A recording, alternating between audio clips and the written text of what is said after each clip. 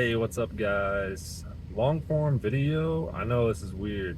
I'm sorry it's been so long since I've posted a actual long form video. I've done a lot of shorts here and there, but nevertheless, not been very consistent with my long form video. But anyways, uh, talking about the Rippaverse and Isom 2.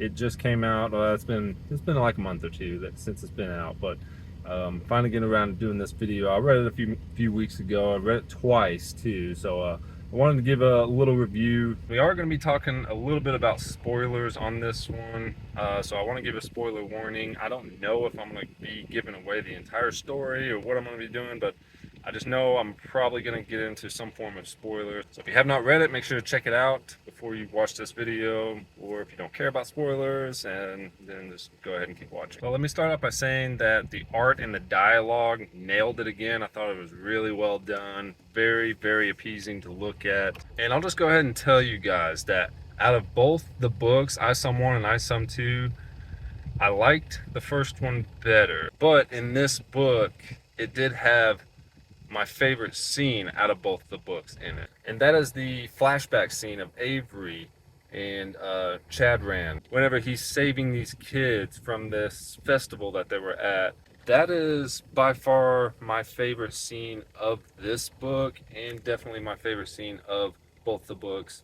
I thought this was so well done. I thought it gave the character of Isom so much levity and so much heart. I just loved everything about this scene, and that brings me to my first critique, and probably my biggest critique of the whole book, of this book, and that's that I wish they would have spent a little bit more time on that element of the story. And a lot of you might say, well, what else can be told about that? And that's a good point in a sense, but I think there's so many more things that they could have done and touched on. The fact with him going back and forth with being a superhero and just being a guy that happens to have superpowers. I thought that was a really good element of the story, and I think it would have been much better if they would have led a little bit more with that. And I just wanted a little bit more. It didn't have to be much. And another big thing that I love about this universe and the Rippaverse as a world is that Isom 1 and Isom 2 that came out. We got the Alpha Core coming out next, and then we got the Yaira book, and we've already seen both of them in the Isom stories. That is probably my favorite element. That's probably more due to the world in itself and the Rippaverse in itself rather than this isolated book. But it gives me so much MCU vibes, and I just love the fact that characters can bounce in and out of stories without them being like a main part. Because I love how they're there, but they're a very little part in the books. So Alpha Core and Yaira arguably are in this book, but more so leading to the first one on this. I love how they're just in there, but it's not really about them. It doesn't feel bloated or jam-packed or anything. I love that about this, and I am so excited to see what else they're going to do with this and moving forward. And I just think the way the MCU, just kind of going back to that, I just think it's a great way to tell stories, especially if you're going ongoing and everything like that. I think that's going to be so good in the long run, and things just come together whenever you put all the pieces together. It's just a great way to really expand the universe and really get everyone to come together. There's a lot of ways it can be done bad, I guess. That's the only drawback that could potentially come into play. Again, going back to things just being bloated or jam-packed, which I see that in movies all the time. So hopefully they continue to get it right. So far, I love how they're doing it. Unfortunately, Isom 2, it goes down a direction I wasn't as interested in. Like whenever it gets to the mysterious beast, it's not that I don't like it, it's that I am not quite interested in that element of the story just yet.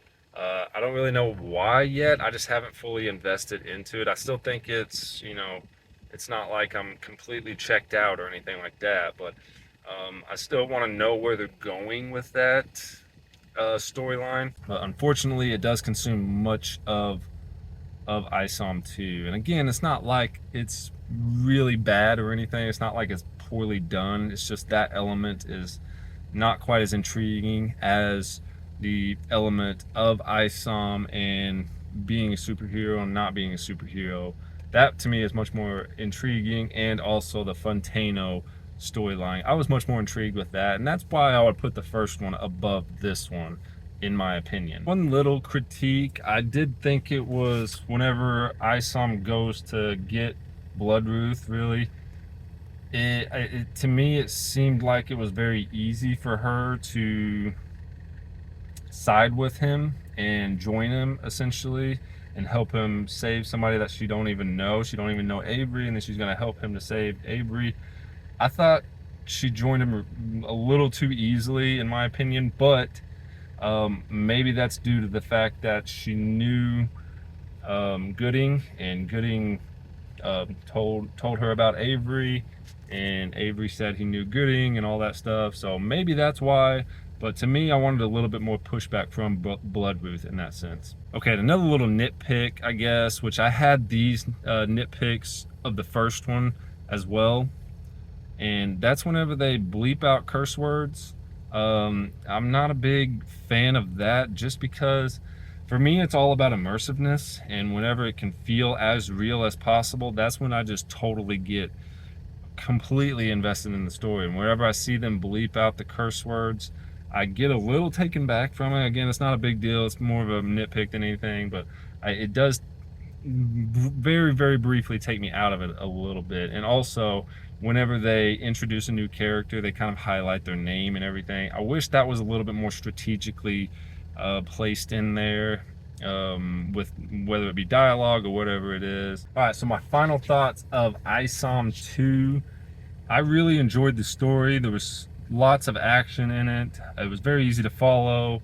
The art was so good. I didn't like it quite as much as the first one, but I'm still interested in where they're going with this story, because it is a 3-part arc, so we still have one more book to kind of finish this arc of Avery and Isom. I'm excited to see what is in the works and what's going to happen next with this story. So all of my critiques and most of my critiques kind of stem from I can't be fully confident in it because there is more to the story. So there's kind of that you got to keep in mind. And also, this coming from a guy that's not really big comic book guy. I am getting into them, but I'm still very new to the space. So let me know in the comments below if I'm being out of line or a little unfair with some of my critiques. Also, let me know what you guys think in the comments below, what you guys thought of the story, and we can have a little discussion and everything.